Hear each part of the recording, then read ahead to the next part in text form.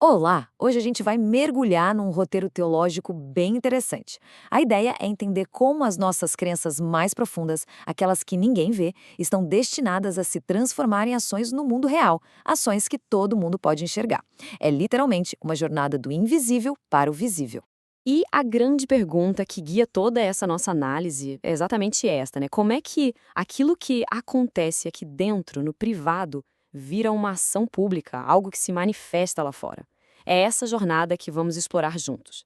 Então vamos lá. A fonte que estamos analisando apresenta esse conceito de santificação como um caminho progressivo, uma jornada que começa num lugar que ninguém pode ver, lá dentro, e vai se movendo para fora, até se tornar evidente para todo mundo. E para a gente ficar na mesma página, o termo central aqui é santificação. A fonte define isso como um processo, uma caminhada que começa no coração e na mente, mas, isso é crucial, que precisa resultar numa mudança de comportamento no mundo real.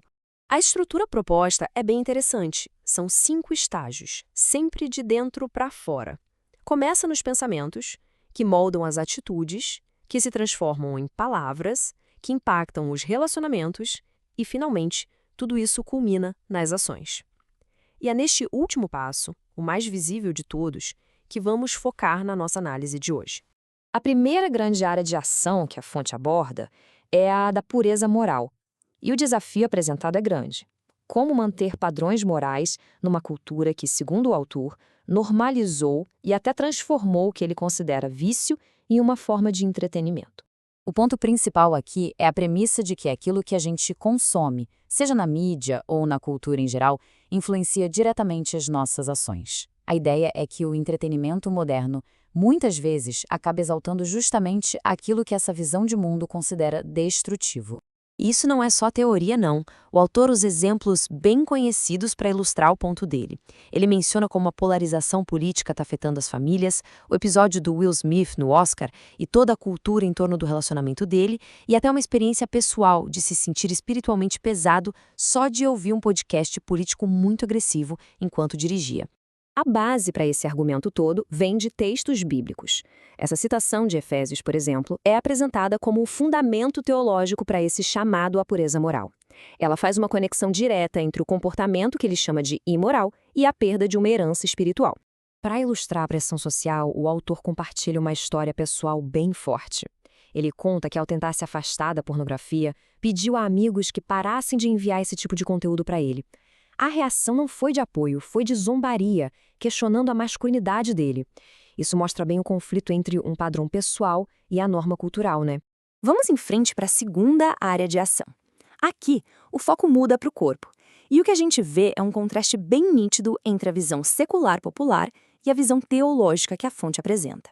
E essa comparação aqui é muito direta.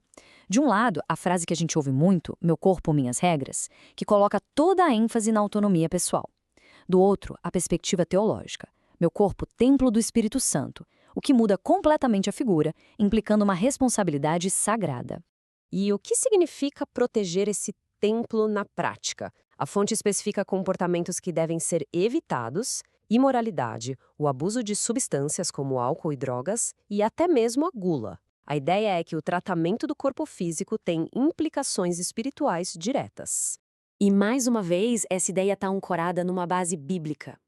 Essa passagem de 1 Coríntios é a referência-chave que sustenta todo esse conceito do corpo como um espaço sagrado que precisa ser cuidado e preservado. Agora, vamos para o terceiro desafio apresentado, a idolatria moderna. O conceito aqui é que ídolos não são só estátuas antigas, mas qualquer coisa que acaba tomando o lugar principal de Deus na vida de uma pessoa. Então, o que seria um ídolo moderno? De acordo com a fonte, pode ser qualquer coisa mesmo. O amor ao dinheiro, a lealdade a um partido político que se sobrepõe aos princípios da fé, ou até um hobby que consome todo o nosso tempo e atenção. E os exemplos específicos que ele dá são muito relevantes para o nosso dia a dia. A fonte aponta para a obsessão por riqueza, a forma como a política pode se tornar a identidade principal de alguém, hobbies que nos isolam e principalmente a sedução do dinheiro fácil através de apostas, que ele vê como um grande perigo. Para dar vida a esse ponto, o autor conta a história detalhada de um golpe financeiro. Nele, até pessoas instruídas, como consultores e auditores, foram enganadas por uma promessa de eletrônicos baratos demais para ser verdade e perderam muito dinheiro.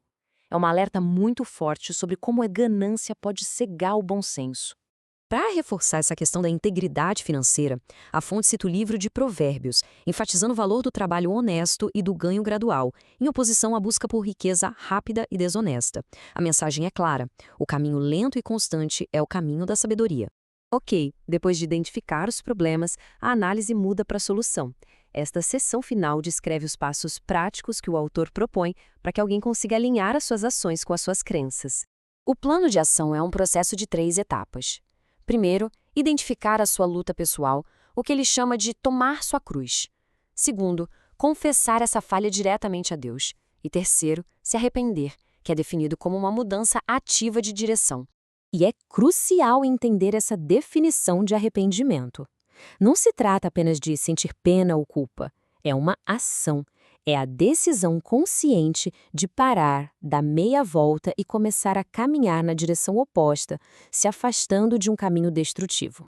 A fonte conclui com essa citação poderosa de Brennan Manning, que reformula toda a ideia. O arrependimento não é algo que fazemos para ganhar o perdão, é o que fazemos porque já fomos perdoados.